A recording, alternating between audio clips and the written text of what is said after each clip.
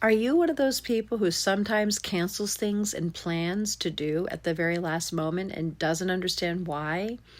Well, I relate to this one very much so. And there's so many people in my 20s and 30s that I wish I could call back and say, I'm so sorry, but I finally understand why I do that.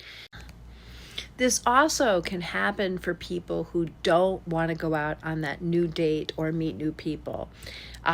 So you don't always have to have something neurodivergent or trauma-based as to why you might be canceling plans at the last minute, in particular with dating.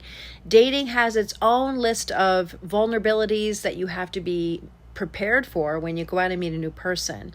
In my 20s and 30s, I actually had a very free kind of attitude about it because I never looked at it as it was ever going to be a failure, because I figured, well, if this person and I don't mesh romantically, we can still become friends. And so I had many male friends in my 20s, some of them to this day, because I simply had the attitude that even if I didn't feel that feeling, I didn't have to waste this person that was good enough to grab my interest on a profile and hopefully not mess things up in person enough where we couldn't at least at bare minimum be friends. And so being able to stay open, even if you have a bad experience or it doesn't go well, people are not disposable. You never know who might end up being somebody that you might have been much more compatible with if you stick through it. And in fact, that's exactly what happened to me. Is some of the males that I didn't necessarily feel something to in first impressions, over years of getting to know them, I really wish I had picked them later in life. They were great men. So always stay open to all possibilities and see them through